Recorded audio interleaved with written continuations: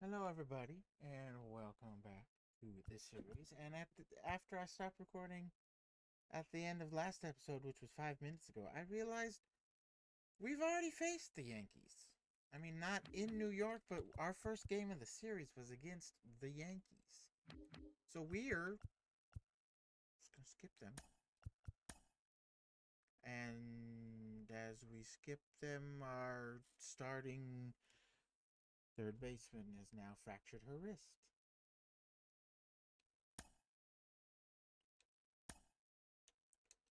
So what the crap do we do now? Cowman's honestly that he's already gone up an overall.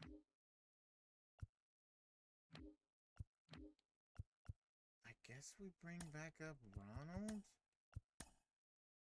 and then we.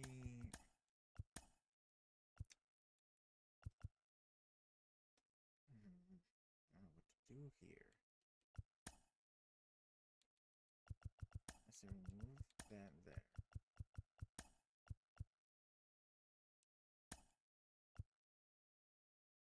I guess we move Castillo into the lineup. Actually, you know what? No. We're gonna do Bay, and we're gonna move him down to the bottom. Move Speedy McDaniel up. Keep Burger there. I guess we're gonna do Castro there.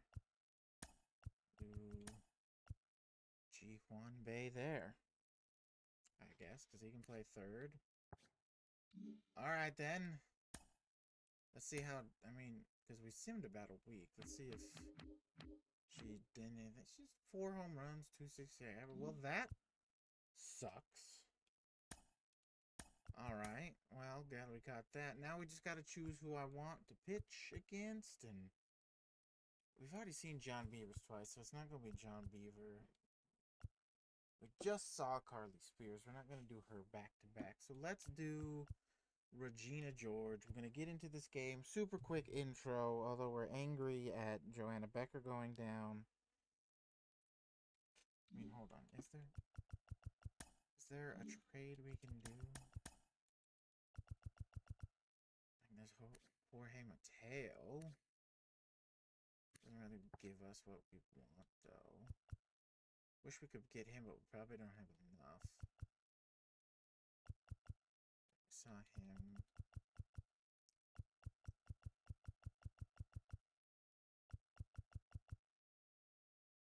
Yeah, no, I don't see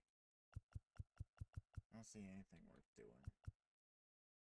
Wish you could actually kind of play second. You're still actually doing pretty. You've only played one extra game since we last saw you, but you're still pretty good average-wise. So we'll just do that. We'll sim that game real quick. Get to Regina George. I'm gonna mute myself to get the gameplay, and then do what I've been doing and go back to my podcast. Shout out my favorite murder. That's what I'm listening to right now. So shout out to them. Go Regina. Oh my god, Regina, that's who's pitching. Oh my god. Oh, god, I'm dumb. Don't hate me, my favorite murder podcast girls. I'm sorry. I was gonna say your names, and then I said the name of my starting pitcher for today's game, and now I don't want to mess up again because I don't want to end up like a fool who ripped his pants like SpongeBob. Okay, fine. Hello and welcome everybody to today's game. That's right, we're back in the booth and we got a good one for you today.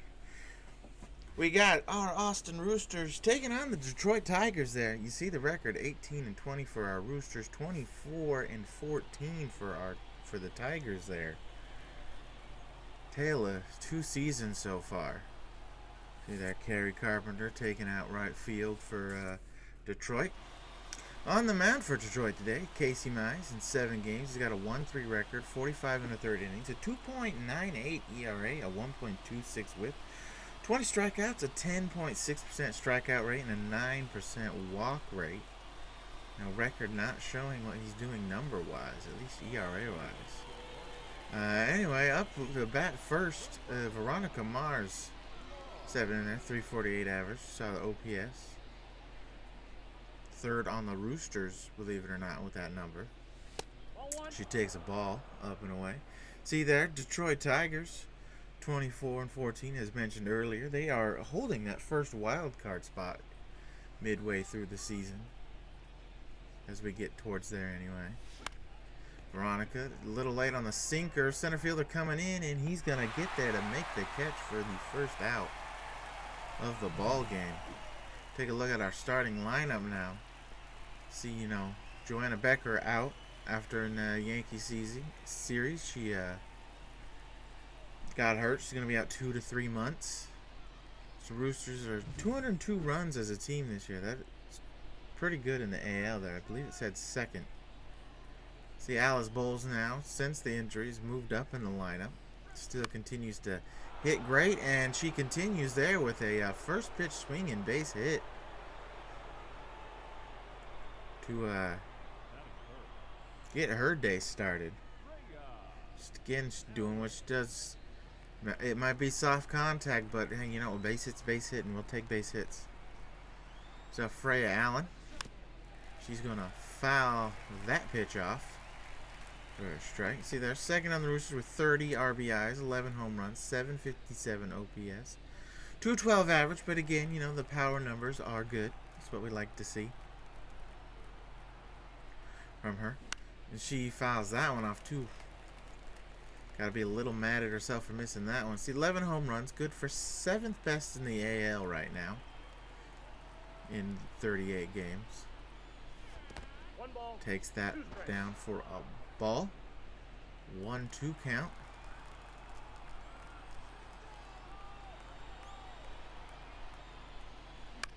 She swings and is lucky to foul that off to keep the at-bat alive.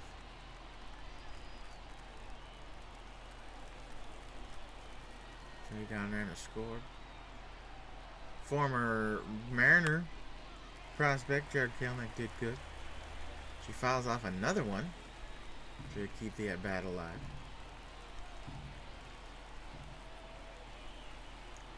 So next pitch.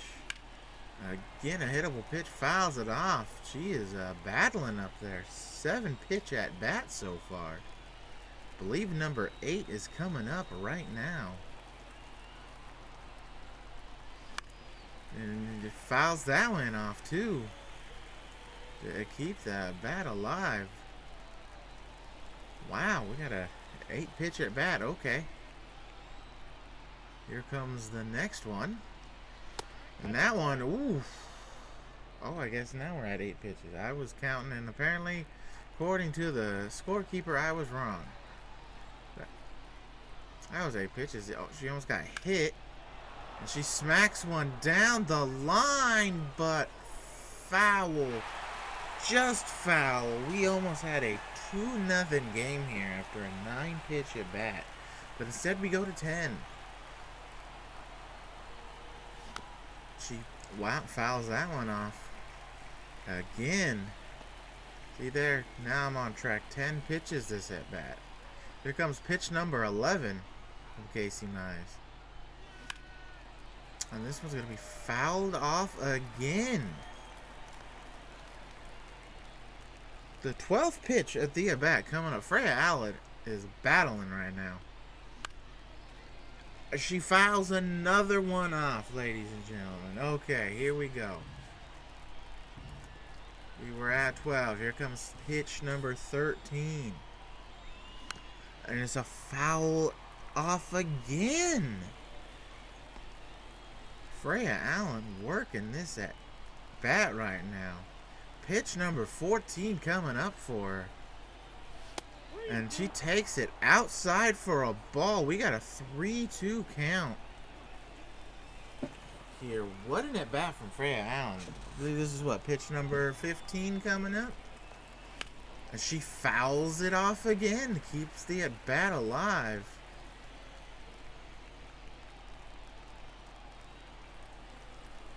I believe this is pitch number 16 coming up here, folks. And she finally puts a ball in play, but right to the first baseman for a double play to end the inning. We see an incredible at-bat by Freya Allen. Missed some pitches, but unfortunately grounds out to end the inning. We go to the bottom of the first, still tied 0-0. On the mound today for our Roosters, we got Regina George. Started 7 games, 1-5 record, 32 and a third inning, a 6.68 ERA, a 1.79 WHIP, 48 strikeouts, which is good for a 32% strikeout rate. I believe she had a 7.1% walk rate though. So we'll see how that affects today's game. As Wenzel Perez steps in. Takes that first pitch for a strike. See there, 18-20 record for the Roosters. 6 in the AL wildcards. 6.5 back. But, it's the first team, and they're doing surprisingly well, staying around 500. So, Wenzel Perez fouls that one off.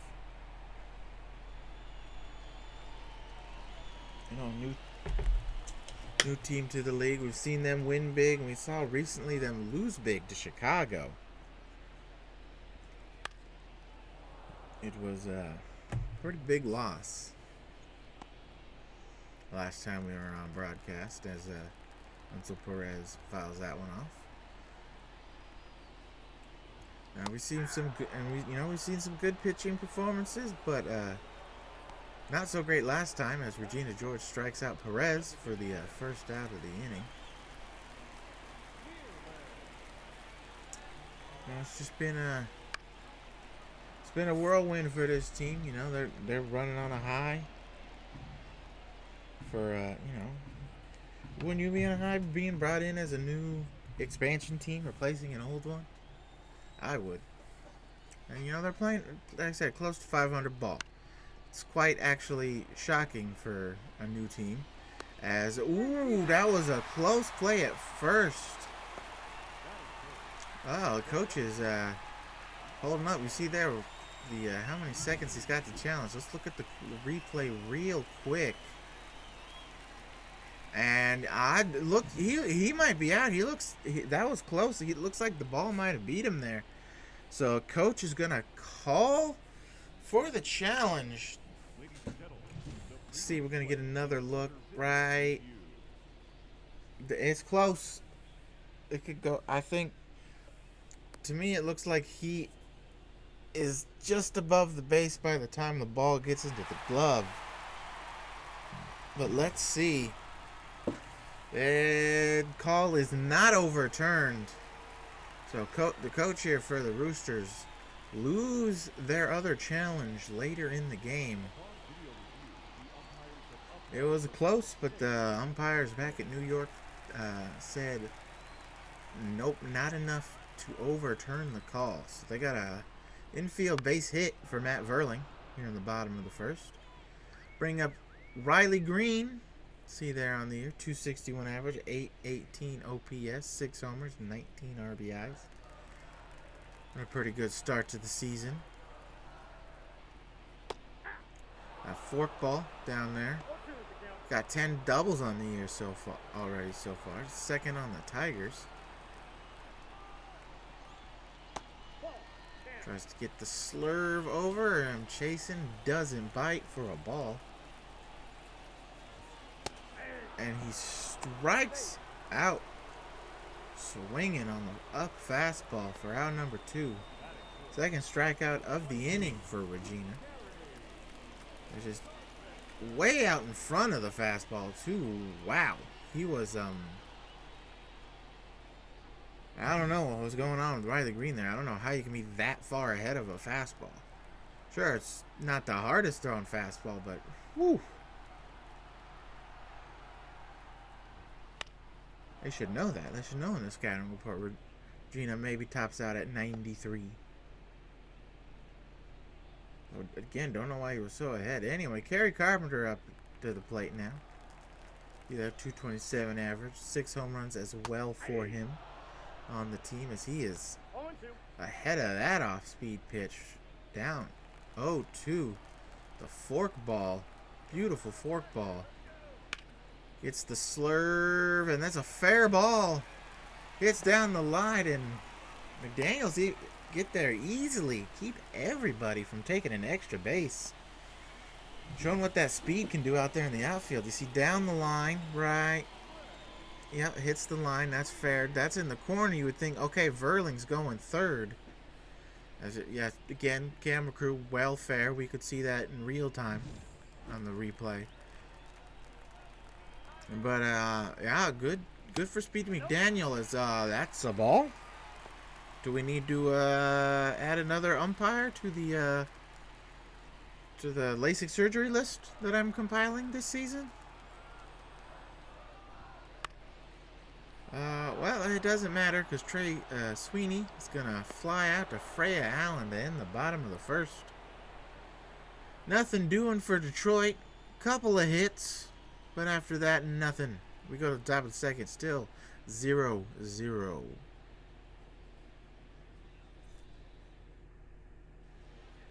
That'll bring up in the top of the second, Burger McDonald. Having a great rookie year, 11 home runs, tied for 7th in the AL with his teammate Freya Allen. You'll see there the 352 average. Having an amazing start in the first 38 games of the season. You see there a 1.072 OPS. That's good for first on the Roosters. So he swings at that fastball outside for a strike. Fouls it off. Now, we talked about a couple of players on this offense being MVPs, and right now, if you're through the first 38 games here of the season for the Roosters, as Burger McDonald strikes out swinging there for the first out. Casey Mize' first strikeout of the day. We've had a couple, Veronica Mars, she's up there as MVP so far of the team. Burger McDonald, definitely not gonna get out here. Clutch McGee. He fouls that one off. I'd say Alice Bowles, you could argue, is MVP too. She just, every time we see her, she's usually good for about one hit a game. She is just absolutely crushing right now. She may not have the home run or RBI numbers like Veronica or Burger. As a look at there, Clutch McGee getting out. Not great. Burr McDonald doing good. Here comes now Speedy McDaniel. 207 on the year, 726 OPS. Not having a great start. Fielding wise, though, he's doing pretty good. See, he swings at that eye level fastball for a strike. You see, signed out of Belize. Because he was, an exchange student at the high school, because he is only 19. I said the same class as Burger McDonald. Played on the same team. Him and Burger are the only high schoolers to ever really get put on this independent team, as stated before. As Speedy gets it down the line, fair ball. He's going to go 2 on this one. Or a 2-out, 2-strike double. But, even because, technically he was still a resident of Belize.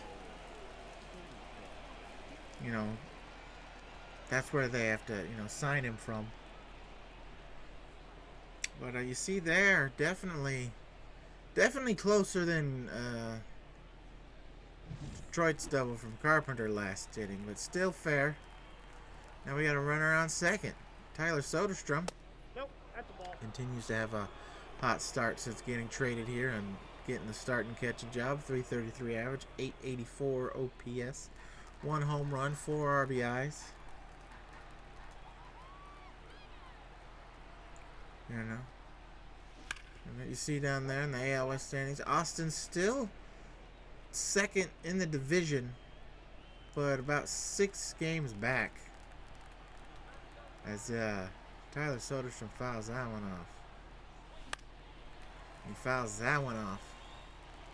And Okay, we're just going to get right back to the at-bat. The camera crew lacking. That's okay. Yeah, Soderstrom's going to take that for a ball. 2-2 count now. We are in the top of the second. Casey Mize already above 30 pitches, so getting a little more work due to probably the, 16 pitch at bat from Freya Allen in the top of the first. Still a heck of an at bat. Said it ended in a double play. Tyler Soderstrom again, 106 mile an hour off the bat, but foul, unfortunately.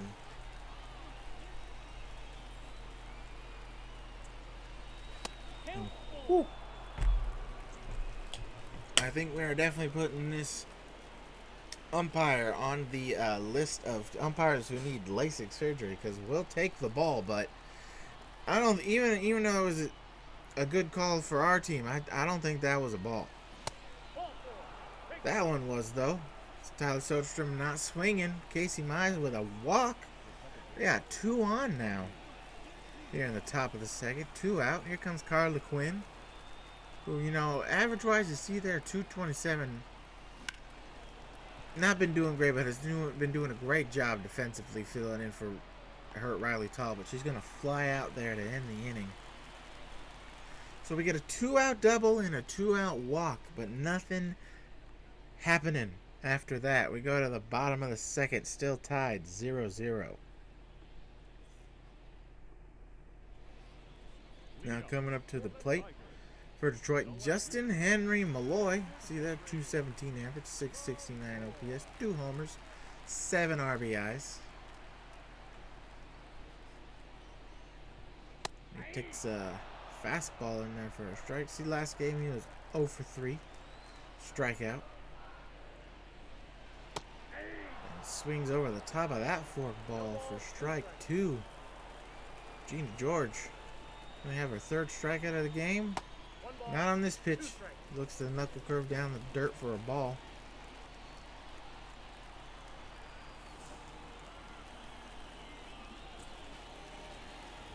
But he's going to swing and miss that fastball for strike 3. First out of the inning, 3rd strikeout for Regina George. She does get it. That's one of her many talents, is she can definitely strike out guys. But she does give up a lot of hits and a lot of home runs, as you can see.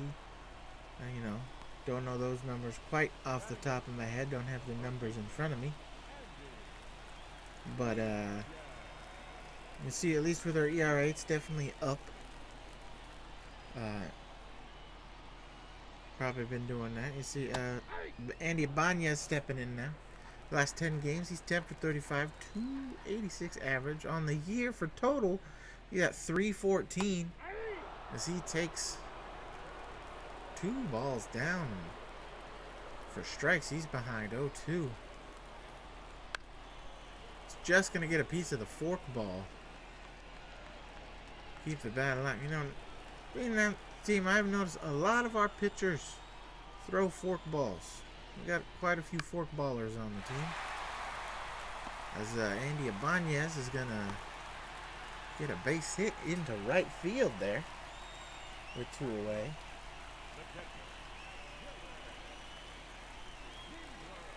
He's going to bring up Dylan Dingler.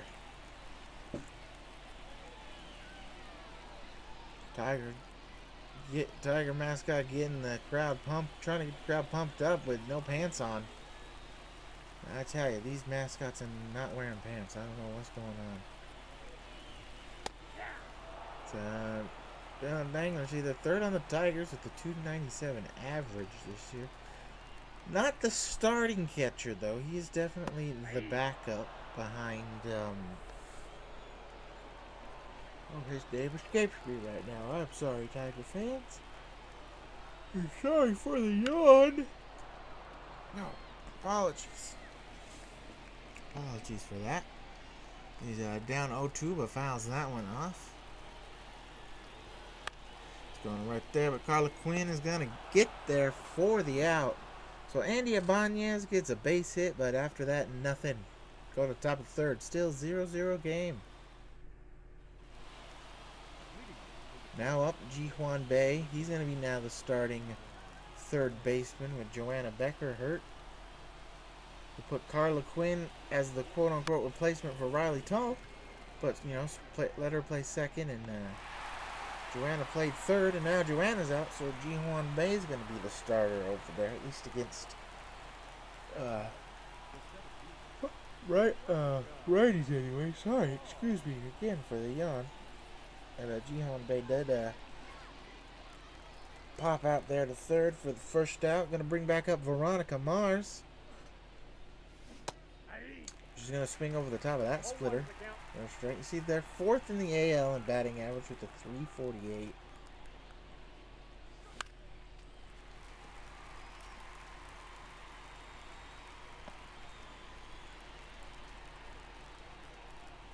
But she is down quickly, 0-2 here in the count. Look at that for ball. See there, fans wanting Mize to strike her out. We hope she doesn't strike out.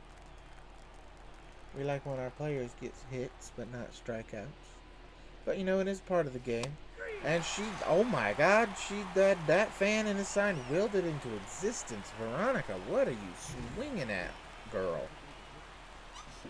That is way up, and she is way behind it. What?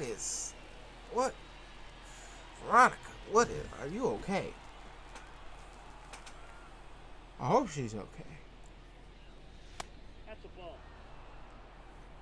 Bring up Alice Bowles now. You see 1 for 1 today. See there on the year right now with 344, 920 OPS, 6 home runs, 17 RBIs. It's a heck of a year. She misses that fastball up and in for a strike. See 9 doubles on the year as well. It's third on the team. She swings over the top of that sinker. She is now down in the count 1-2. Mize looking for his third strikeout of the game after just striking out Veronica Mars. And he is going to get it. Curveball down in the dirt gets Alice Bowles. Jason. Quick inning for Mize this inning. We go to the bottom of the third. Still tied 0-0.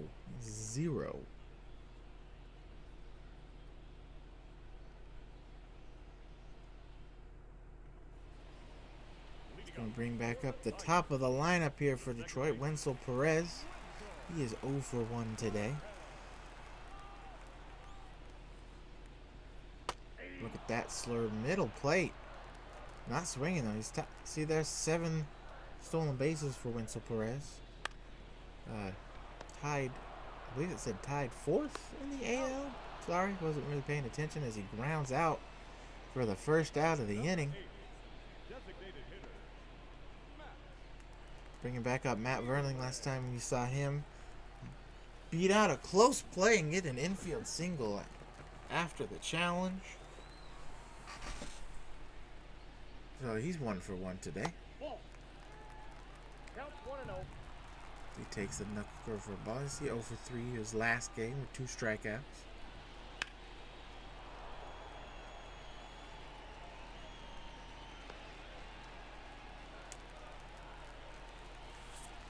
Oh man, I don't know why I've been yawning so much these past 2 innings. So Matt Verling gonna fly out there to right for the second out of the inning. Can't beat that one out. There's Riley Green back up to play. He's 0 for 1 today. He takes that fastball for sure. He is tied for first on the Tigers with the 6 home runs with Kerry Carpenter.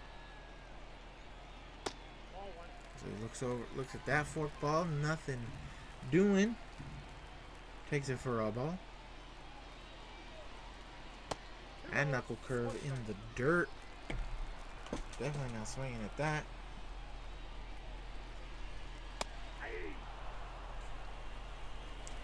Misses that up fastball for strike 2. Let's see where Regina George goes. Looks like she's going to try that slurve down and away. And it's going to get there, but Riley Green is going to be able to make contact for a base hit. Throws a little offline, but again, that speed getting over the ball quickly, holding the runner to first. So Speedy McDaniel out there again. No extra base hits. Or extra bases taken so far this game. The ball is hit over him. So, as aforementioned, Kerry Carpenter tied with Riley Green with 6 home runs. Second on the team with 21 RBIs. You know, again, last time he was up, he hit a ball over to Speedy in the corner and got held to a single. This time he's gonna swing over this slurve away for a strikeout to end the inning. So we see a 2-out base hit for the Detroit, but nothing happening. Top of the 4th, still 0-0. Here we go now. Freya Allen, she is 0 for 1 today and 0 for 6 in the series so far.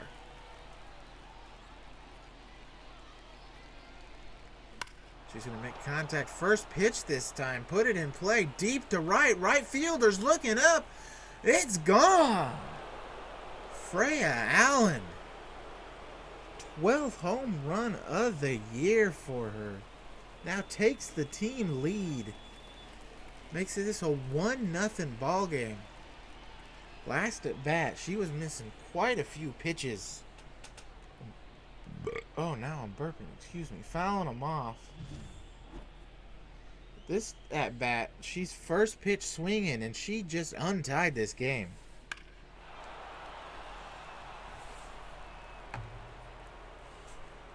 So there's 108 off the bat, 369. We got ourselves a lead now here in the top of the 4th. Burger McDonald. He's going to slap one past shortstop into left field for a base hit. Back-to-back hits for our Roosters here. Just, again, first pitch swing and smacked. No chance of getting that one. Now we gotta run her up. But we got Clutch McGee at the plate, so here comes a double play most likely. Oh my God! It's like I can predict the future because Clutch McGee sucks.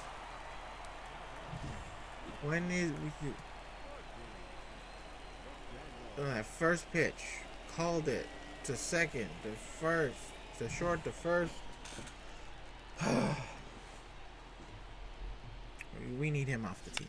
When is the GM gonna trade him? Don't even get third out. Whatever. But Freya Allen does untie this game with a solo shot. We go to the bottom of the 4th. Roosters now up 1-0. Comes Trey Sweeney. Play. He's 0 for 1 today. Their new shortstop, because Javi Baez is just, I don't know. He is he's just Javi Baez. We'll say that, because my God, it's bad. It's bad. I feel bad, but it's bad. Feel bad, but it's bad. As Sweeney grounds out to our shortstop for the first out here in the bottom of the 4th. Going to bring up Justin Henry Malloy. He is 0 for 1 today with a strikeout.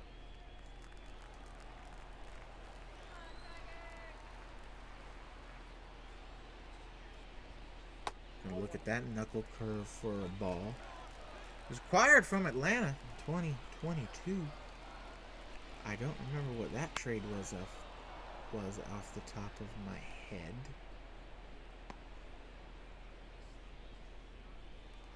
Yeah, I don't remember. I don't want to look it up by looking at my phone because I'm professional in this announce booth. Or as professional as I can be.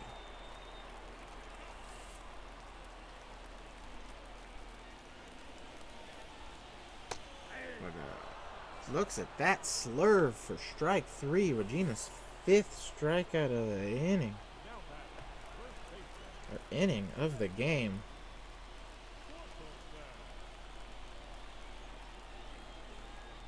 For the second out. Going to bring up Spencer Torkelson and talk about that somehow being a ball. But talk about someone who has not lived up to the hype so far. Was first overall draft pick only a few years ago. Fast track through the minors, but that hits Regina's foot. And Torkelson's going to beat it there. Now we just hope Regina's going to be okay. But fast track through the minors because he was doing great, but ever since he's got to the majors, has not really put it together. But, as a baseball fan, even though I'm here, the broadcaster for the Roosters, you do hope Spencer Torkelson can turn it around and become a good player. Because that's all we can hope for, right? If he's a good player. And I think he's got it in him. He just got to put it all together. As a fly out to end the inning there. As we're done talking. Nothing doing for Detroit. I don't know why I'm blanking right now. But Austin goes to the top of the 5th. Austin's still leading 1-0. Gonna bring up Tyler Soderstrom now. He walked his first time up. See there, now we are in the 5th inning. Casey Mize has definitely got his pitch count now where he wants to midway through the game after throwing a little more than he wanted to early. But Soderstrom's going to fly out there for the first out.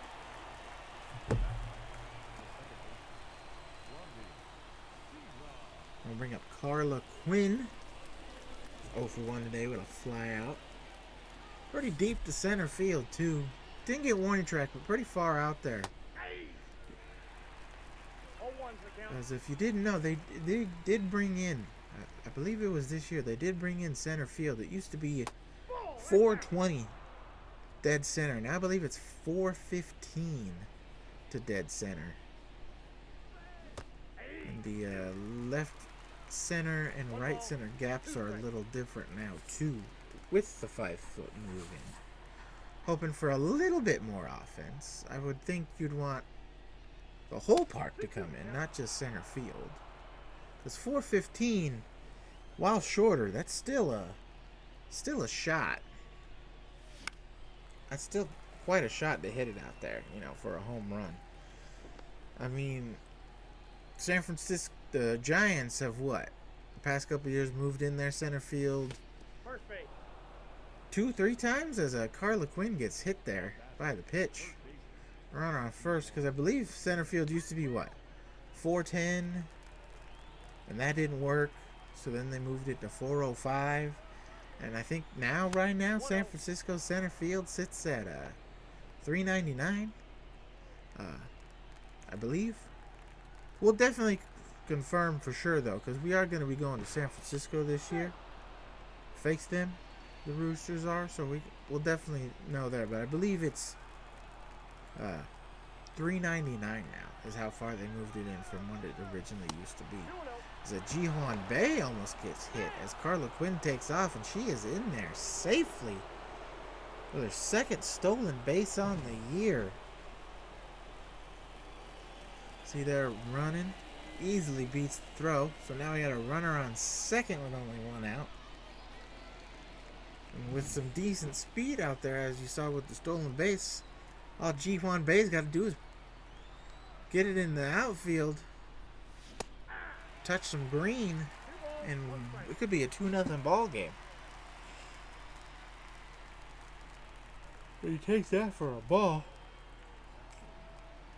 Well, yeah, I think it's a good start for more offense for the Detroit home team here, but only 5 feet from 420 is a bit crazy. I believe the old team that we took over, the Astros, before their stadium renovations when they had the hill. As looks like Trey Sweeney was hurt on that play, so Detroit's going to bring in Zach McKendry to play shortstop now.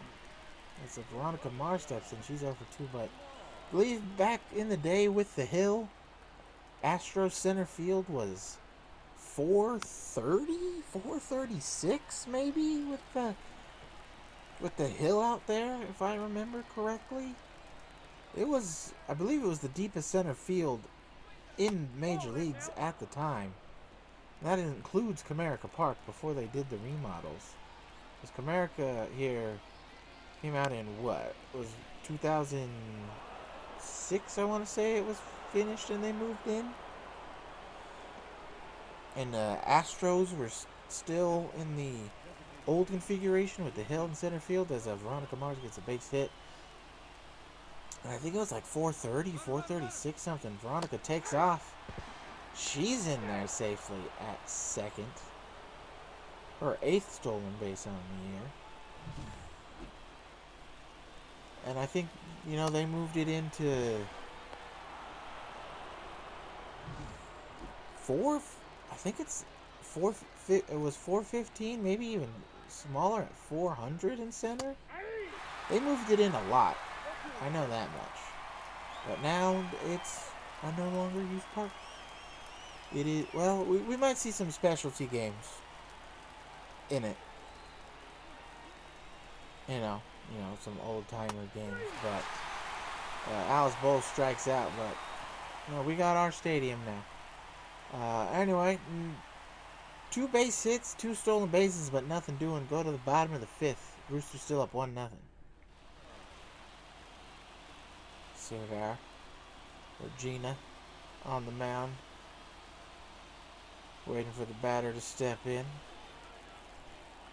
Dylan Dingler is that batter. He's 0 for 1 today. He's going to foul off that pitch. Going back to the conversation back in the top of the 5th.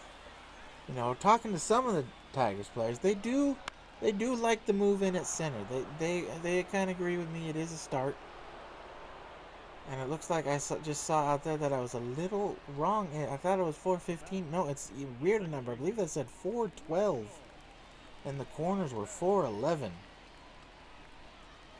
So they, instead of moving it just 5 feet in, they moved it 8 feet. Just still odd. So my apologies for getting the number wrong. Still odd. Still, I don't think far enough in. I know that you don't want to go too far in to have too much offense, but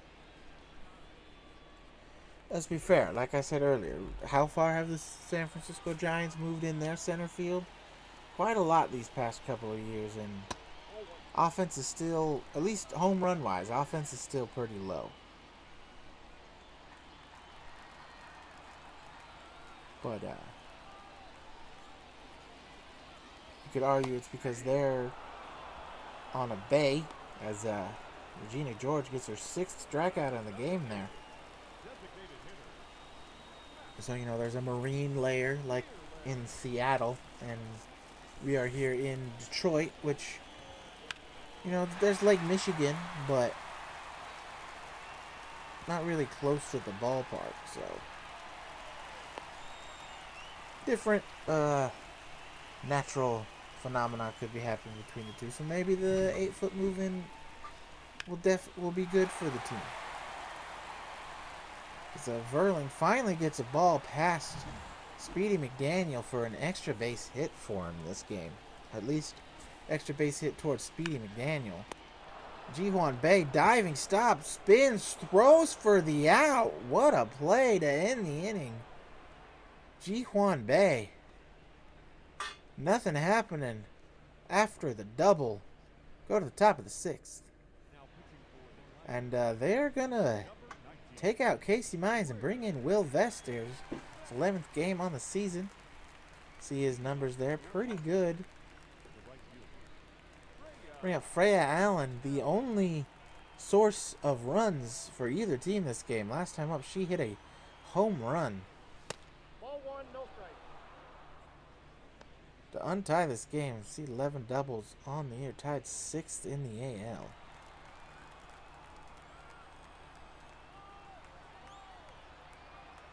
Said first at bat, she had an incredible, again, I believe it was 16 pitch at bat that ultimately, sadly, ended in a ground out. While last at bat, she's decided I'm first pitch swinging, and she crushed it. 2-1. And she moves out of the way. But that is, Detroit has been working inside today. They've hit one batter. They've almost hit, 3 others now? Freya Allen got to be mad at herself for missing that. That is a middle fastball. And you can't be missing those. I mean, that's a 2-0 pitch right there. And she's going to chase the circle change in the dirt for the out. Will Vest has got to be happy that he got that after that middle fastball.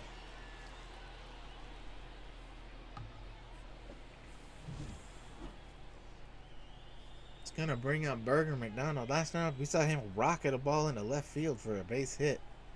See what happens this time. It's going to be really behind that fastball, but foul it off. There, 1 for 2, single in the fourth. 354 average now after the base hit. Came into the game with a 352. He's behind the fastball again. Fouls it off. See there, 354. Second on the Roosters. I don't know who could be in front of him right now, but it escapes me. I know one thing. I know who it's not after the flyout. It's this batter coming up right now. Clutch McGee.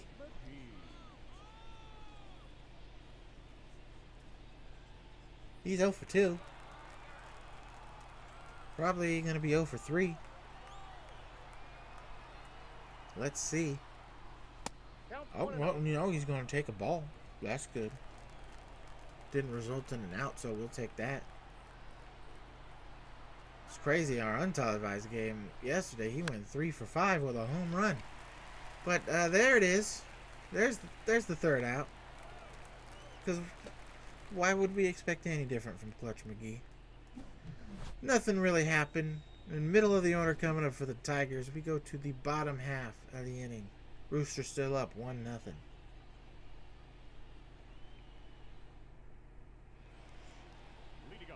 There is the aforementioned middle of the order. Carrie Carpenter. It's 1 for 2 today. Base hit and a strikeout. He's going to take that for a ball. 3 stolen bases. Not known for his speed, but he's got 3 on the year so far. That's tied for one of the better positions on the team. I believe it was 3rd. He takes the fork ball for a ball.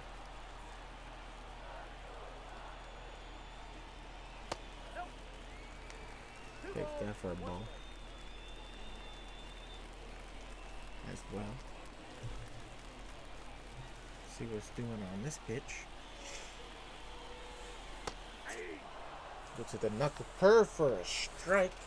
Let's see where Regina goes here. Does she try to go for the slurve down and away again? No, it looks like she might try a fastball top of the zone, get him chasing. And that's what she does, but she does not get him chasing. So it is a 3-2 count now.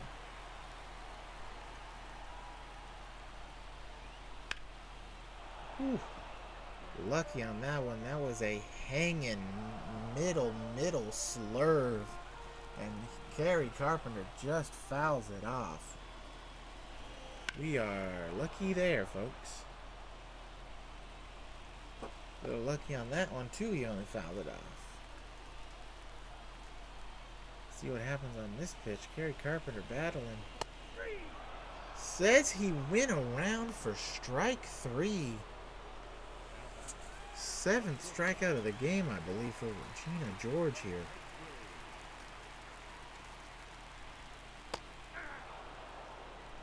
Zach McKinstry now getting his first plate appearance of the game after taking over for the hurt Trey Sweeney. He swings over the top of that forkball. Don't really know what happened to Sweeney there. They haven't really told us in our broadcasting booth. So we don't know, but we hope it's nothing too serious for him. You know, we want our Austin Roosters here to win as Zach McKinstry strikes out in his first plate appearance for Regina's 8th strikeout of the game. But again, you know, we want our Roosters to win, but we don't like to see other players get hurt. We hope it's nothing too serious and he can come back in the series finale tomorrow, which will not be televised, but, you know, it is tomorrow. So we're hoping he'll be back by then. As Justin Henry Malloy fouled off 2 pitches now, down 0-2. He is 0 for 2 today with 2 strikeouts. Let us see what happens. You see there, we thought it was going down and in, but no. Our pitch recognition technology swapped it over to the outside corner, trying to get him with the front door. But it doesn't matter because he's going to strike out on the fastball. 9th of the game for Regina George. 3rd of the game for Justin Henry Malloy there. Gets the hat trick. Stammering up his plate now. Speedy McDaniels. He's 1 for 2 today with a double. So we get the top of the 7th started away. Still a 1-0 ball game. That one home run is, and wow! Before we talk about the home run, Speedy McDaniel looking silly on that slider. But one home run has really been the only offense. I mean, we've got both teams have got quite a few number of hits. I believe they're both tied at 5 right now, or 6, or one has 6, one has 5. I'm trying to look at the scoreboard, but I'm not really paying attention to it. We'll see in the going to the bottom half of the inning here as Speedy McDaniel swings and misses at that slider, the Hall of Famer pitch, down and in at the foot for out number 1. But other than the home run, it has been a really good pitching matchup today. Gina George having a good day. Casey Mize only mistake, the home run by Freya Allen. And other than that, you know, it's been a close duel,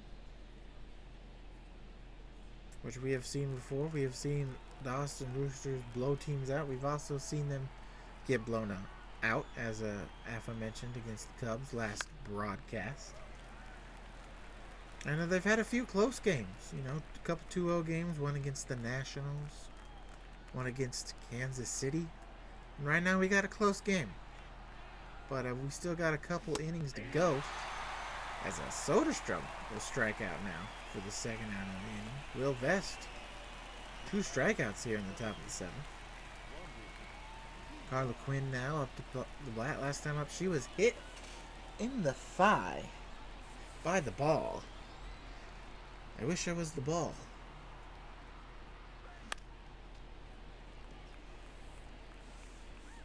I'm joking, obviously. Don't come after me, HR. I'm joking. But middle fastball. Carla Quinn only fouls it off. Gotta be upset at that. Outside, that's a ball. Picked that fastball for a ball, though.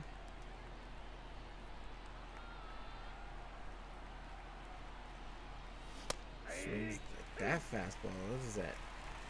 4 pitches? I believe they've all been fastballs. Let's see what DeCarlo. Let's see what this next pitch is. It's another fastball.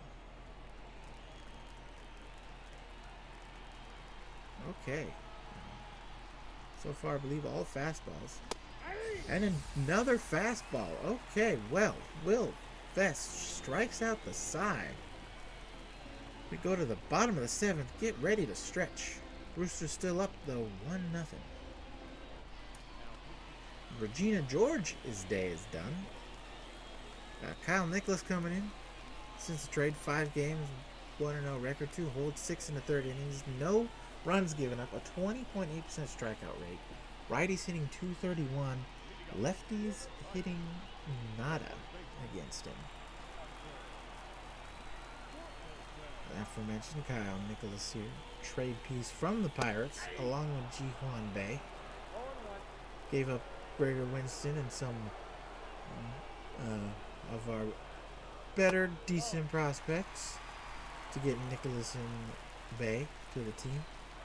We're both needed, utility guys and new reliever. So far, Kyle Nicholas has been pretty dominant as that 99-mile-an-hour fastball is swung at.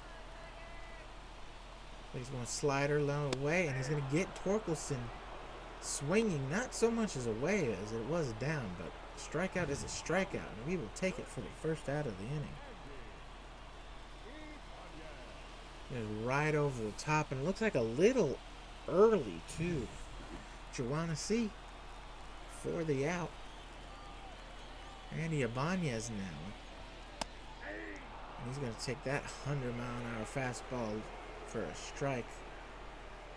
I suppose because Trey Sweeney injury and Zach McKinstry already being in the lineup, but surprised they are not pulling out a sub for Andy Ibanez here in this at-bat. Versus Regina and other lefties, Ibanez is great. Righties, though, not so much. So, again, a little shocking to see him still in against the right-handed pitcher, but I suppose, again, the person that they probably would have subbed him out for is already in the game because of injury, and he is going to strike. Andy Ibanez is going to strike out now, 2 on the slider by Kyle Nicholas. This is more where he wanted it, and Ibanez just not even close, man. Not even close. It's going to bring up Dylan Dingler. He is 0 for 2 today as he looks at that curveball for a ball. So far, Kyle Nicholas has seen what Will Vest has done last inning, and he says, I can do that too, at least so far. We don't know if he'll complete the strikeout and out the side, but a 101-mile-an-hour fastball, whew, that'll do it. 93-mile-an-hour slider outside. Don't think that's where he wanted that pitch.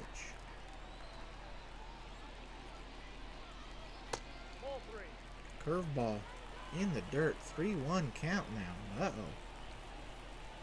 Kyle Nicholas right now might not match Will Vest. He's not, but he's still going to get a third out anyway. Veronica Mars running over to end the inning. Nothing doing for Detroit here in the bottom of half. We go to the top of the 8th. Roosters still hanging on with a 1-0 lead.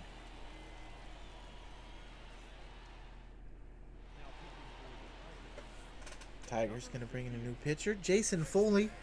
He's been in 5 games, 1 hold, 6 1/3 inning, 2.84 ERA, 16% strikeout rate. Righties hitting .222, lefties hitting .143. And speaking of which, a lefty is going to be at the plate here, leading off against him. Let's see what Ji-Hwan Bae does. He's going to hit a ball right field in the air, but Carpenter is going to get there for the out. 1 away here in the top of the 8th. Going to bring back up Veronica Mars. She is 1 for 3 today with a base hit. She got her hit. We usually see her get at least 1 hit as well, except for against the Cubs. She did not have a great day against the Cubs. And that ball's going to fall in there for a base hit. Veronica Mars. 2 for 4 on the day. 2 base hits. 2 not very hard base hits, but we will take them. And she's going to get a big lead. We know her speed. She's probably going to take off again. She's already got 1 stolen base on the game. See if she goes for 2. And she does. She takes off. That's a ball. And she is in there. Oh, excuse me. She is in there with relative ease. Her 2nd stolen base of the game. Her 9th on the year. And I've heard some fans and seen some fans online say, why, we love Freya Allen, but why is Veronica still leading off? Why is she not in that 3-hole? Well, that's why. That's speed. She can steal bases too. She can hit for average. She can hit for power. She can steal bases, and she can field. She is the 5-tool player. Okay, that's why she's not the off spot. As Al's going to take that front door slider in for a strike, and she's going to swing over the top of that one for out number 2. It's going to bring up Freya Allen. We flash it back to the 4th. First pitch swinging. Again, the only run of the game. Solo shot. Let's see if she can add on to the lead. Here in the top of the 8th with Veronica on 2nd, and she's gonna swing and foul that one off. I don't know why she swung. That looked like it was gonna hit her almost. She fouls that one off. Now down quickly 0-2.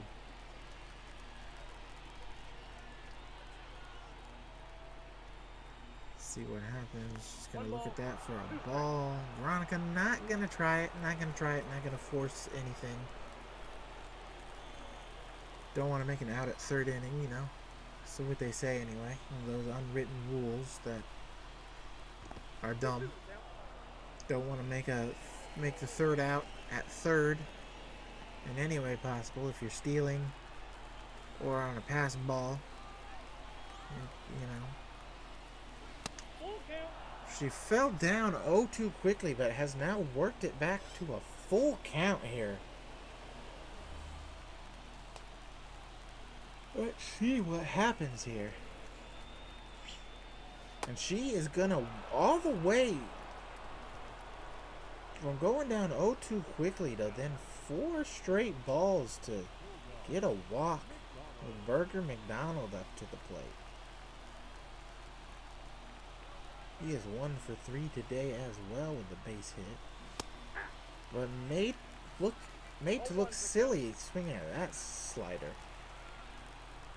See, they're way ahead of it. Another slider. Fouls that one off though. He is now in a 0-2 hole pretty quickly. And then watches a ball. Okay.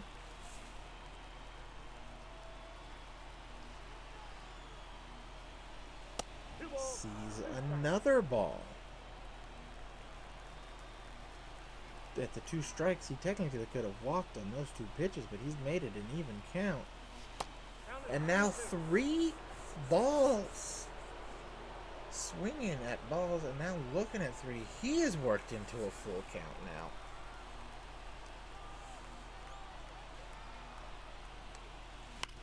Runners are on the move, but right to the second baseman for the 3rd out of the inning. Nothing doing here in the top of the 8th. We go to the bottom half.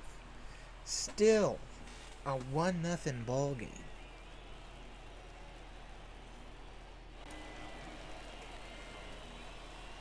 Roosters bringing in a new pitcher. They're one of their other new acquisitions, Colin Snyder. He's been in 3 games, 2 1/3 innings, 11.57 ERA, no strikeouts so far. Righties hitting 500.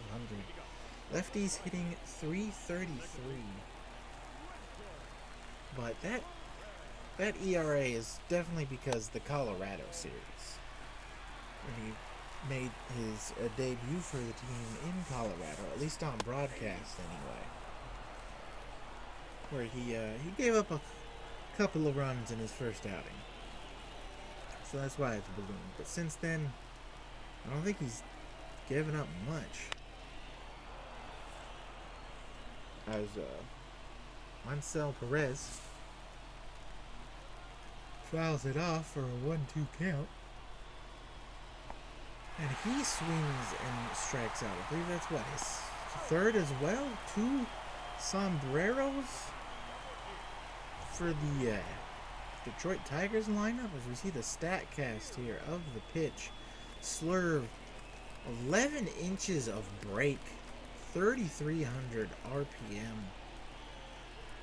Just look at that ball break, and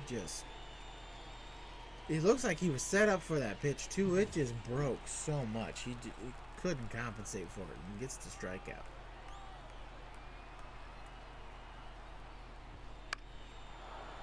Matt Verling is up. He is 2 for 3 today with a single and a double. Don't think he's gonna get another at bat after this, you would hope, but he's a home run and a triple away from a cycle. As we will take that strike, but double check mark. It's umpire. You're on the LASIK surgery list. Foul off that slurve, not where Snyder wanted it. Got a little lucky there. Definitely lucky. Look at where that pitch was. That's the one he wanted, though, as Verling's going to strike out swinging at the slurve for out number 2. Just looked like he gave up halfway through the swing. He's like, yep, I'm not making contact. Bring up Riley Green. He's 1 for 3 today. Single back in the 3rd inning.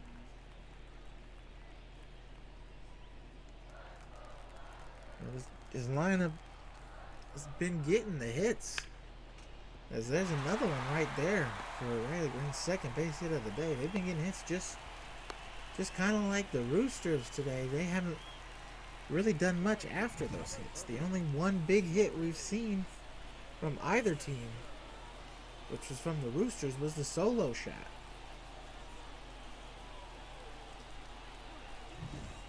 Which I know is a Roosters broadcast. We're glad we're not seeing the Tigers string together something. Of course, we want to win the ball game, but it's been both teams. Can't do nothing. The Roosters have left runners on second and first a couple of times. They've left them stranded. Oh, yeah. Oh, God. Oh, yeah. Sorry, folks.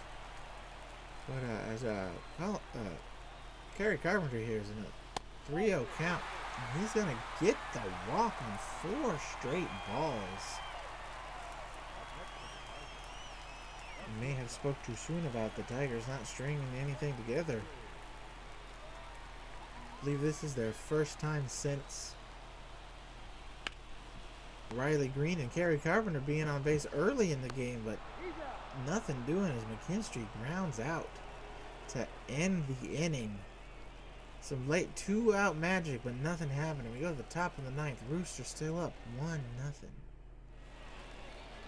Tyler Holton going to come in now. 1 hold on the year.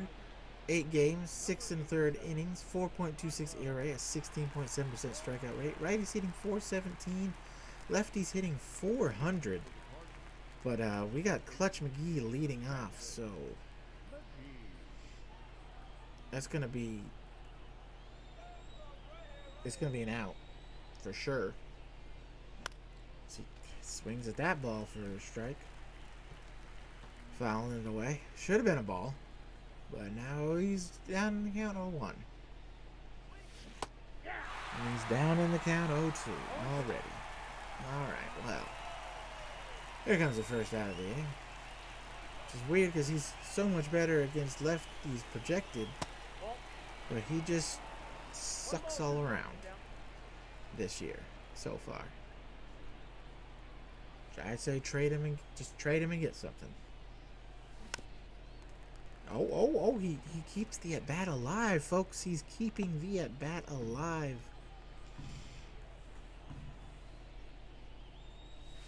2-2 down. He's working the account. The at-bat.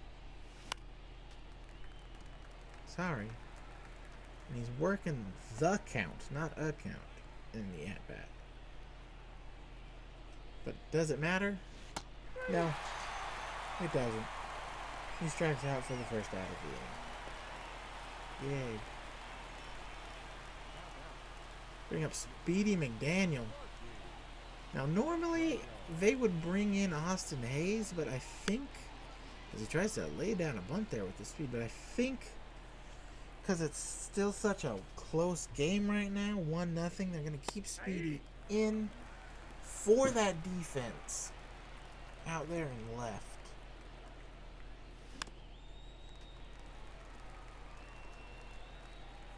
As he fouls that one away now that he has to swing, trying to bunt. He's going to strike out for out number 2. But, I don't know if you heard that burp. I'm sorry. Excuse me. But Speedy McDaniel's defense is definitely needed. Stepping in Tyler Soderstrom now. He's going to foul that away. Now, even though Carla Quinn is also better at defense at second, I think if Tyler Soderstrom here can get on, they probably do bring in Rodolfo Castro to hit.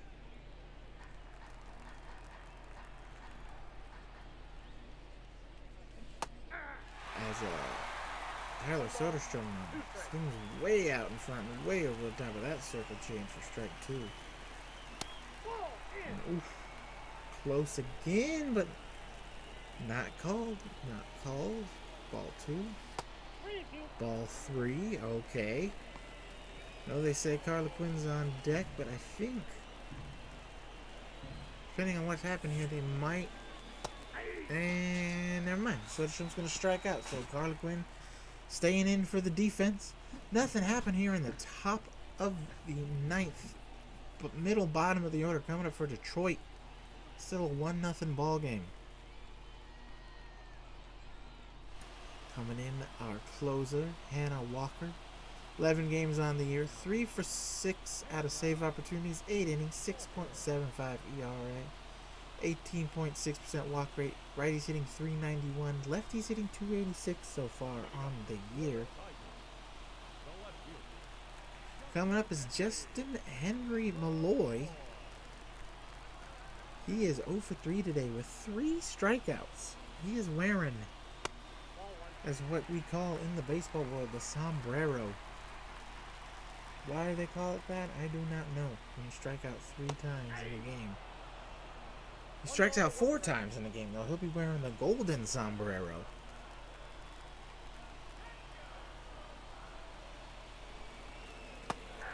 And he is down in the count 1-2. It is looking possible he might get that golden sombrero.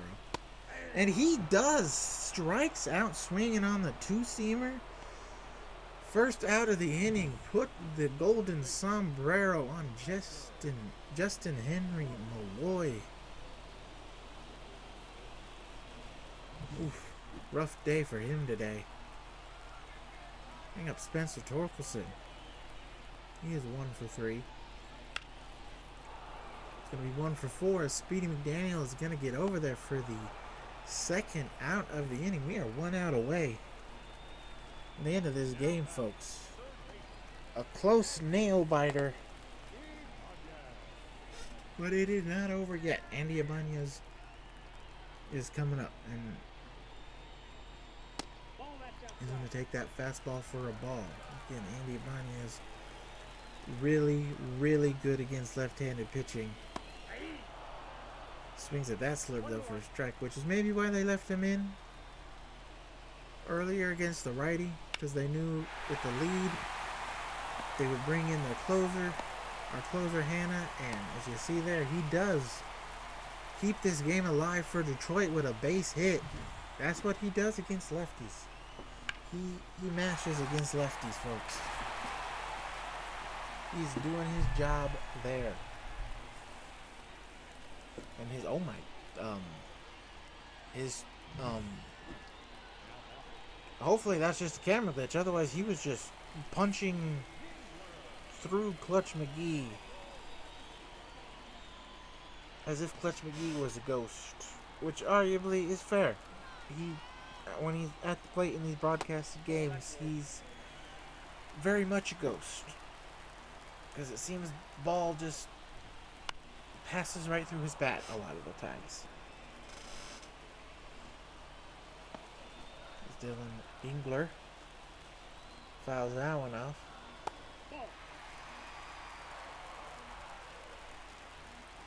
And Walker, started the year off pretty bad, but so far has been doing good and trying to prove herself, and she proves herself again here. As the ground out ends the game, our Roosters win a close one, 1-0.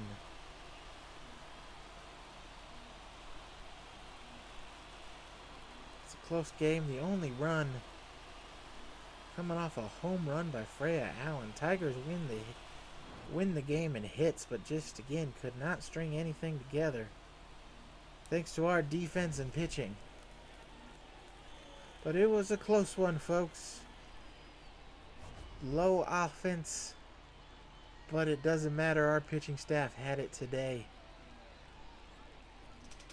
Gina George led the way. Kyle Nicholas, Colin Snyder, and Hannah Walker to finish off. Great pitching performance from this team. I want to thank you all for coming to the game, and we'll see you next time here. Alright, everybody, I'm back for the end of the episode. We are going to start the sim now. We can see all the matchups here.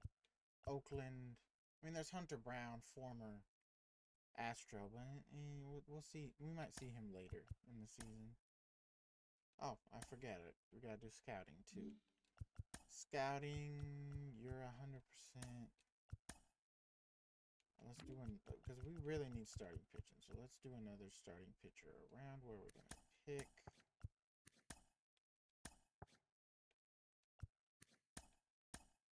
Go slow. We'll do him. Still drafting him. Do need to look a little at positions, so let's look out in the outfield. He's a little higher than we're gonna pick, but we'll see if maybe he falls too. And that'll be our scouting for that week. Let's sim through Oakland, and we get swept by Oakland. Wow. They went from worse than us to now better than us. We're not in last place. I forgot. The Angels exist. Sorry, Angels fans. Colin Rea, Freddie Peralta, Brandon Woodruff, no. Jose Sereno, no. Tyler Anderson, no. Let's do this first. Yeah, scouting. Do some quick scouting. You're done? Wow. Let's keep looking. Maybe around now the 62. Still around our mark. We already just saw him. He would be would be adding another potential lefty, but he's got a potential from 70 to 89, which is good. Overall 58 to 77. He's 21. He's got great stamina. He's got a 5-pitch mix, and it throws pretty hard. We're gonna definitely scout him. Our top guy, who we probably won't get, but it's good to have him just in case he does fall. I don't know why I just switched over to... Let's look maybe deeper. This is around where we'll be picking again. He's 22. He's got great stamina. He's got good speed on his pitches.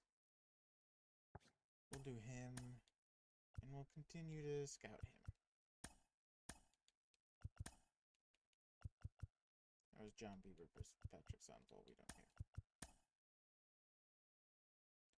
And Joey Estes, Mitch Spence. And don't really care. Are we about to get swept by Oakland again?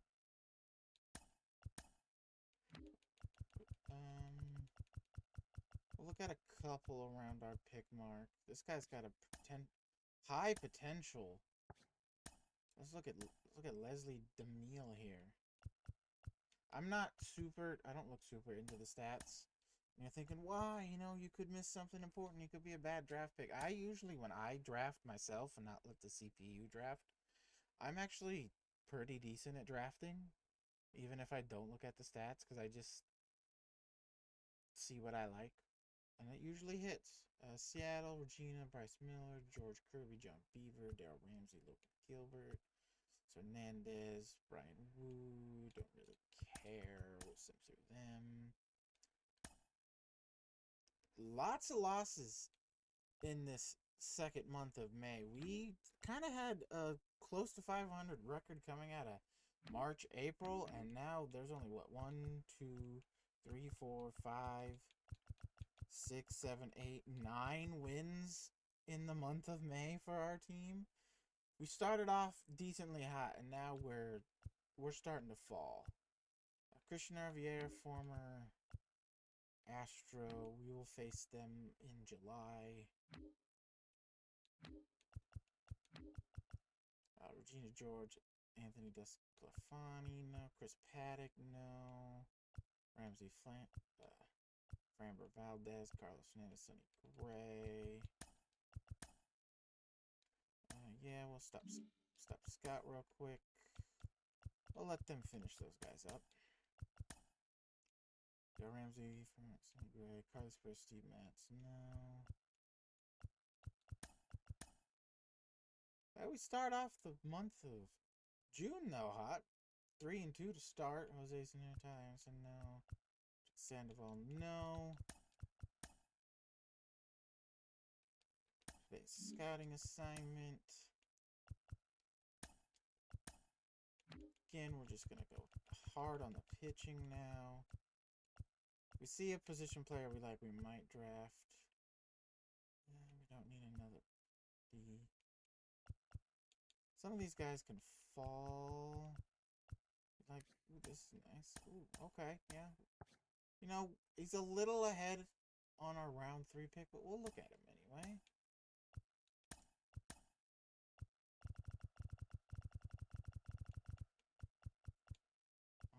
This guy has high potential. Could be a high overall. Probably not, but we're still going to look at him anyway because we need starting pitching depth, and that's what we're going to scout. We don't really need positional depth right now. We need the starting pitching because we have nothing. We've made a few trades for Daniel Espino, but that's about it. This guy, he's around that mark too. He's 22. What about 18? He's 18. Another lefty, but you know what? Oh no, he's a righty. He just bats left. We like him. Because we just need the pitching depth. Okay.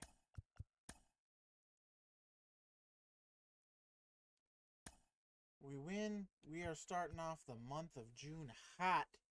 We have 6 wins to 2 losses. We're 6-2 right now in the month of June. Let's make this episode longer by doing not a full stat recap. We'll just do a quick look at them recap. We'll start next episode maybe with a full recap. But we have fallen heavily. We were pretty close with the Mariners. And now we're still in 3rd place, surprisingly. We're apparently a half a game ahead of the Athletics. They're still in Oakland in our universe.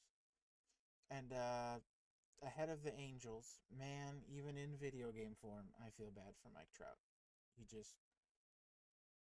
I'm sorry, Mike Trout. I'm sorry.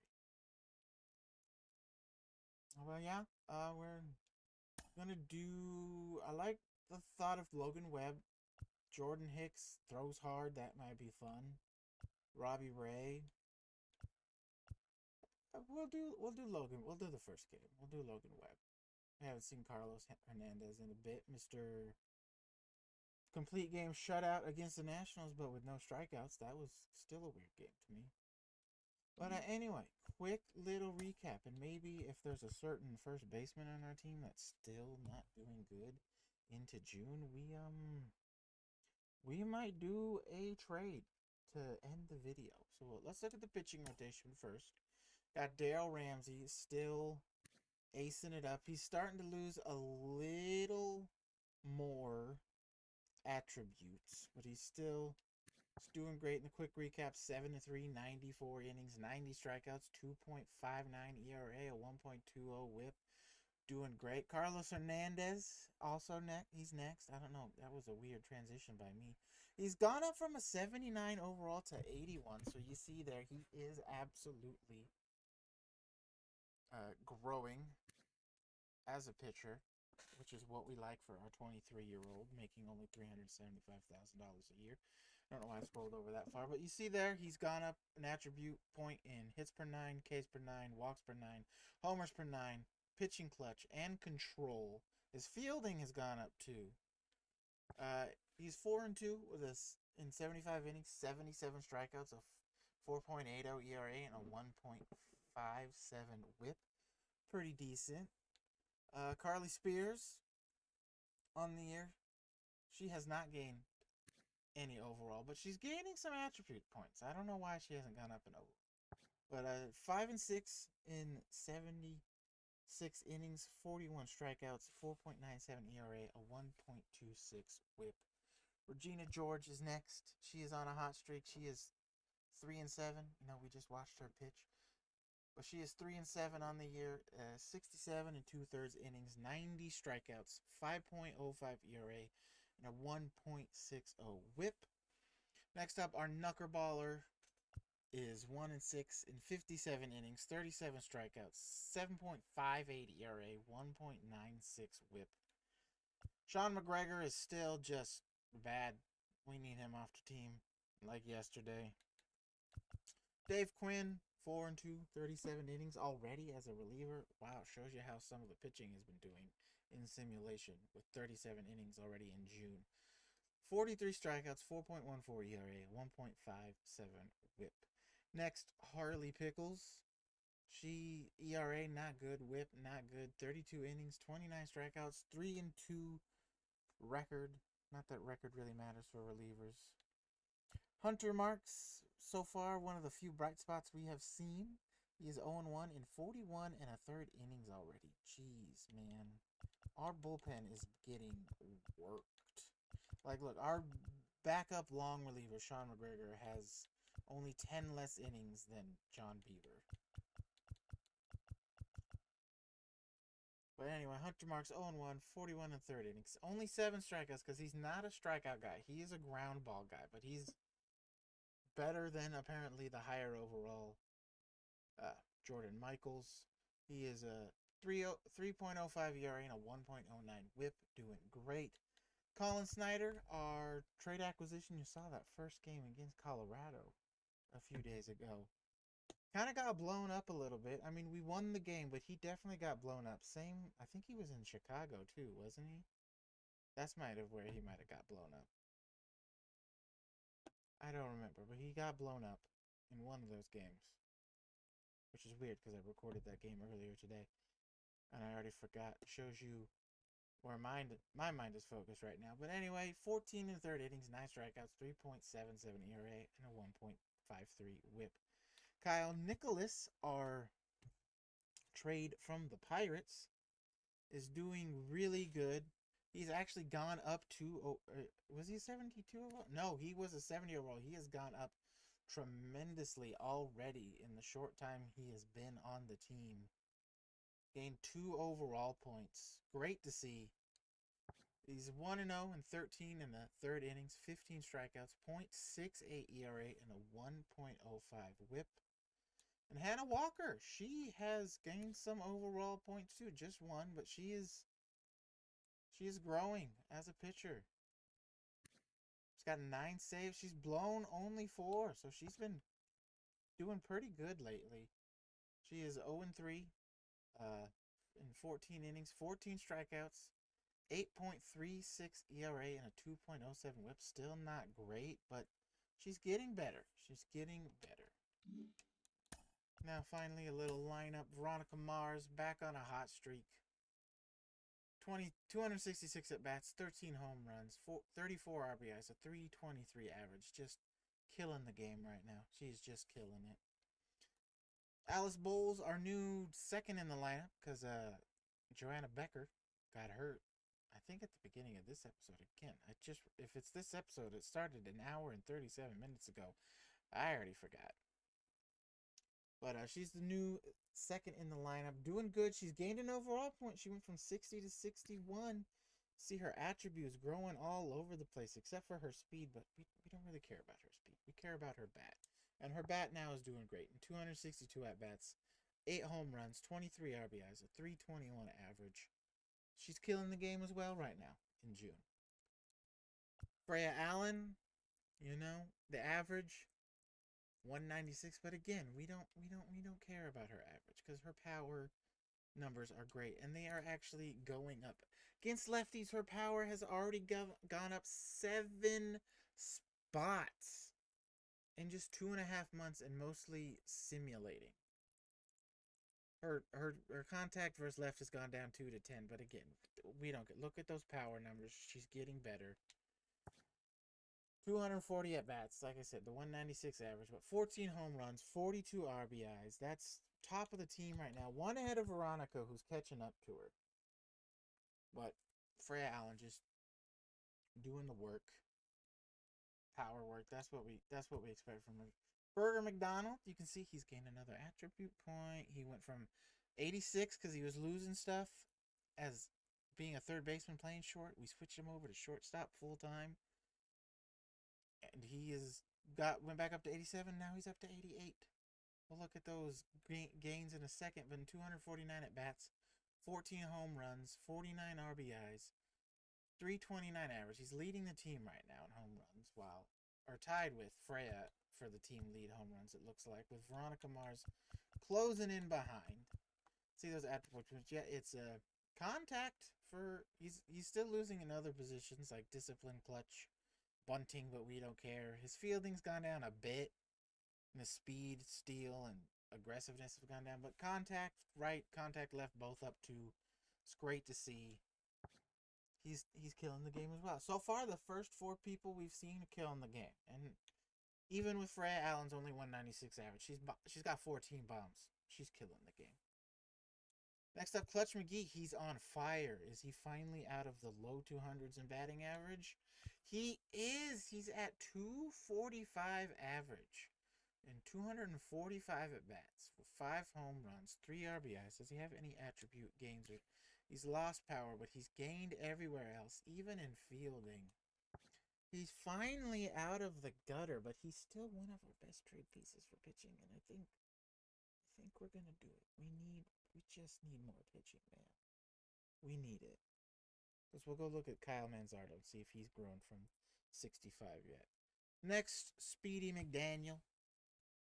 Only 146 at bats because he's platooning in the outfield with Austin Hayes, who's got a snowflake over there. We'll look at him in a sec. But he's gained some overall points, Speedy McDaniel. 4 in contact versus left, 1 in power versus left, 3 in power versus right. His fielding has gone up. His arm, his accuracy, his reaction, everything's going up. He's growing. It's what we love to see. Like I said, 146 at bats, 5 home runs, 22 RBIs, 226 average. So not the best average-wise, but he's what, 19? Yeah, 19. He's fine. Tyler Soderstrom, our new catcher, has already gone up in overall as well. Only in 115 at bats, 4 home runs, 16 RBIs, a 243 average. See again. He just always outperforms his overall. In 115 at bats. That's pretty good so far.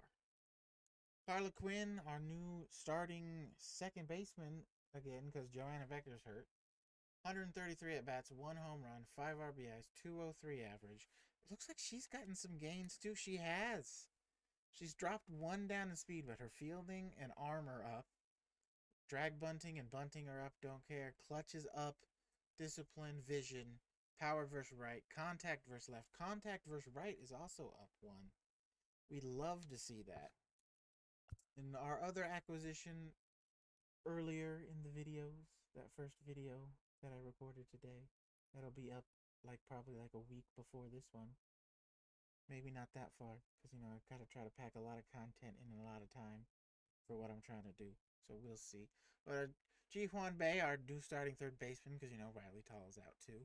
103 at bats, one home run, 11 RBIs, 214 average. Him and Carla are cold right now, but they're not really supposed to be starters. In fact, Carla Quinn, as soon as Riley comes back, because she's gonna probably be back the soonest. That I don't know if that's a word. She's gonna be one back the most soon. Does that make sense? I don't know. But yeah, I expect that from the bottom of the order. Could be maybe reason why we went on that huge lose streak in April in simulation. But it could be other factors. If we go to our backup, Stan Waters, only 53 at bats, 189 average, one home run, 4 RBIs. We might, even though he's gaining, he's only gone up one overall, and his fielding as a catcher sucks. We might trade him too, just to a team who could use a young developing catcher just to find a good backup to Tyler. But that contract is bad. He's only 25 and he's gaining. But as a catcher, his fielding sucks. So I don't know. We'll see. Not great. Ronald Winchester has backup on the team because of injuries. So it's still only 33 at bats, no homers, 2 RBIs, 182 average. He's a meh. He's a meh. He's a trade contract. I don't know why I did it so fast. Very much trade contract. Austin Hayes, our platoon, with Speedy McDaniel. In 90 at bats, 4 home runs, 13 RBIs, 244 average. So right now, our left field platoon has 9 home runs combined. So keeping up with a lot of the top players in the team, which is good. But apparently, even though he's cold, a bright spot in this lineup has gained an overall point. Yeah, is Rodolfo Castro. In 68 at bats, 4 home runs, 10 RBIs, 265 average. You saw a long home run from him in one of the recorded games before this in Colorado. I think it might have been the one just before this. Yeah, it was the one just before this. He absolutely crushed it. But the announce team will talk more about that. When I get in there, we'll talk more about that there. But just a great. Like I said, I think it was a great pickup, and so far, because of the Riley Tall injury, and so far he is absolutely being as good as I thought he would be, and I was hoping he would be. Finally, Bartholomew Globenstein. He's gotten a few more games since we last saw him. It was at 11. He's up at 15. 46 at bats, 2 home runs, 7 RBIs, 283 average. So he's still hitting well. But he's a trade piece too. Just to get rid of that contract. And speaking of trades, I think we're going to do it. Let's do a quick overview. How are the Twins are 1. The Tigers are fighting for a wild card, but they have fallen back a bit since we just played them. I know they could still use a first baseman, though. Twins could. Yankees have fallen.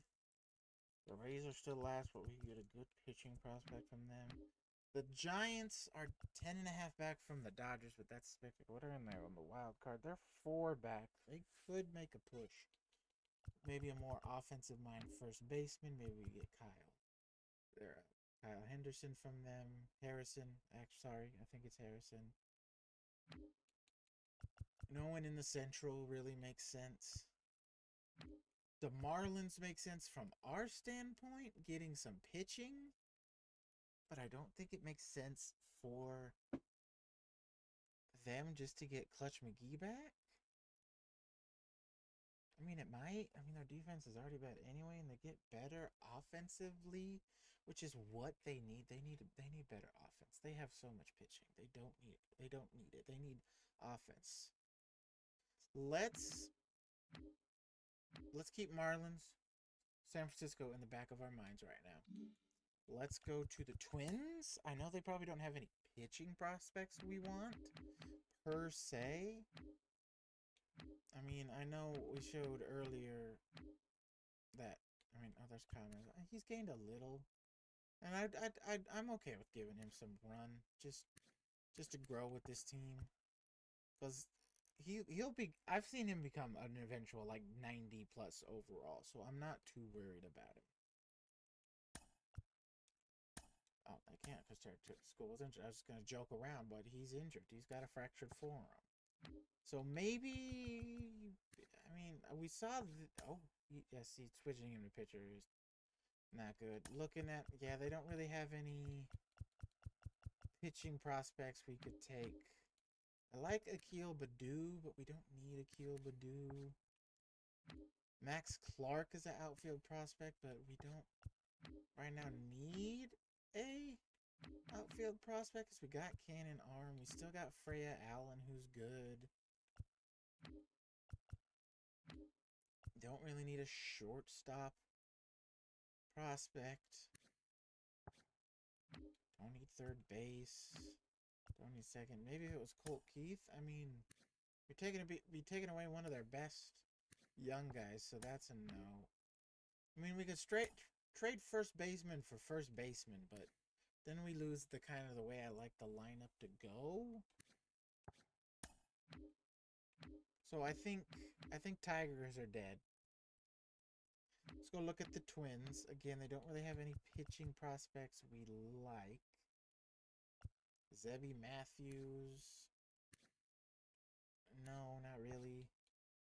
Dave Festa, no. Simon Wood Richardson, maybe? Maybe. I don't like it, though. Outfield, again, don't really like it. We got a great shortstop prospect in Brooks Lee, but we don't really need a shortstop prospect. If anything in the infield where we need a prospect, it would be first base or second base if Joanna doesn't, progress like we want her to, and, she's worth $40 million. But we kind of have a first baseman prospect who we're going to probably bring up to play first base for us. Again, don't really need Edward Julian. Don't really have first base prospect. No catching prospect.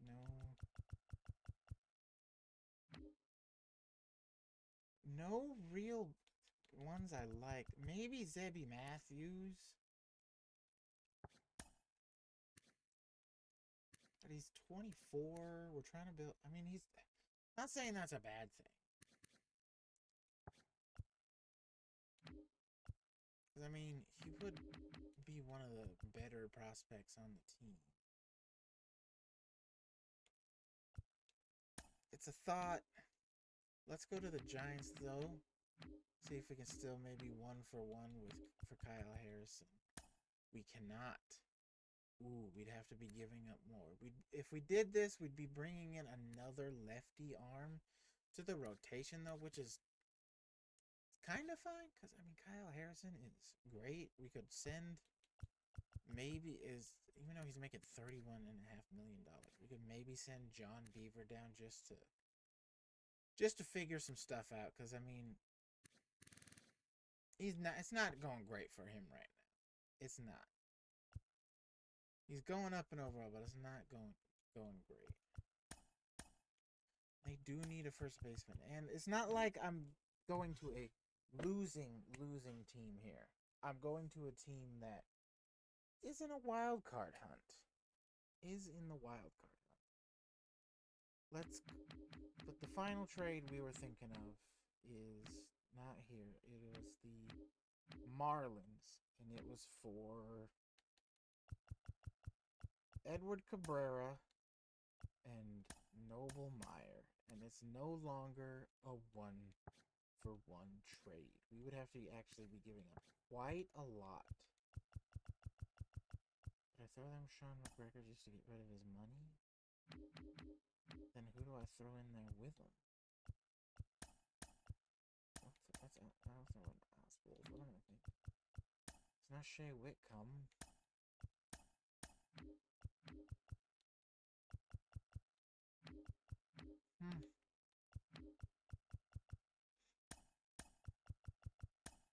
Yeah, I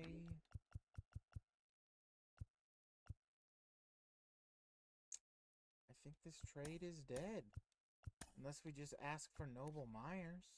Or Noble Meyer. Just 66 overall. What about just Edward Cabrera straight up? Okay, what about Max Mayer? Jesus? Ryan Weathers? No. Braxton? Sandy. Can't do him. Max Myers is I think what we're doing is we're going to the Giants. Now, of course, they're losing their fifth man in the rotation, but they got Hayden Birdsong, who's around the same overall as Harrison. He hasn't started as much as Harrison, but they're roughly the same. We're getting what we want. Yeah,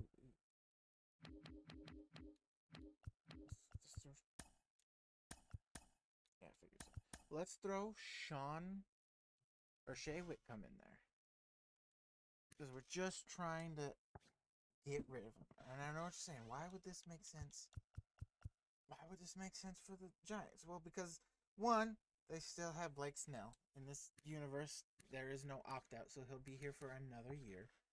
Logan Webb is great. I love Logan Webb. Great pitcher for him. Jordan Hicks is good. He'll gain overall as well. Robbie Ray will stay the same. And I also, again, have Hayden Birdsong, who is the same age and roughly the same overall as Kyle Harrison. So they're not really losing much. Let's just look at the numbers. 70. Harrison's got the higher stamina. Birdsong's got the higher hits per 9 and Ks per 9, though. Walks per 9 goes to Harrison. Home runs per 9 goes to Harrison. Pitching clutch goes to Birdsong. Velocity goes to Birdsong. But the break is what we really like goes to Harrison. So I think that here's our trade, our final trade to end off the episode and to end my bulk recording today, because I've recorded 3 episodes, is we're bringing in Shea Whitcomb, or we're getting rid of Shea Whitcomb. We're bringing in Kyle Harris.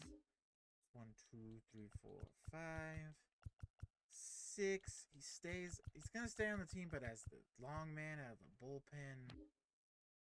Still gotta find a way to get rid of these guys. We bring up Kyle Manzardo to the team. So we look at this. We throw Kyle Manzardo there. Maybe we throw Soderstrom up there now just to get Kyle Manzardo not as much pressure as he would be. So he'll throw him there. Go to pitching rotation. We'll take Kyle Harrison. Throw him there. Will he be pitching? Ooh, I know I said I wanted to do maybe Carly Spears versus Jordan Hicks. But we're gonna do game 3 of the series. Kyle Harrison going against the team he was just traded from, pitching for the team he was traded to. I think that's a fun matchup. Going against his old team. Will Sim. We don't care about the Space Cowboys right now. And we are there. 29 and 39. We've fallen out of 4th place. Let's just do a quick check, see when Riley Tall's going to be back. She's going to be back in 1 to 2 weeks. So we go here. We sim. She could be back as soon as Chicago or at the latest against the Mets. Where maybe this episode as we get closer to the trade or the mid-season All-Star break trade deadline is maybe when we finally move Daryl Ramsey, because you saw he's our ace. He's putting up ace numbers. He could probably go to a winning team with, it can be any winning team too, with good pitching depth, and see if we can snag another pitching prospect for Dale Ramsey. But that is going to do it for today's episode. It was kind of a long one. This ending was a bit long. But I hope you enjoyed. Don't forget, like, subscribe, all that stuff. I'll see you next time. Goodbye.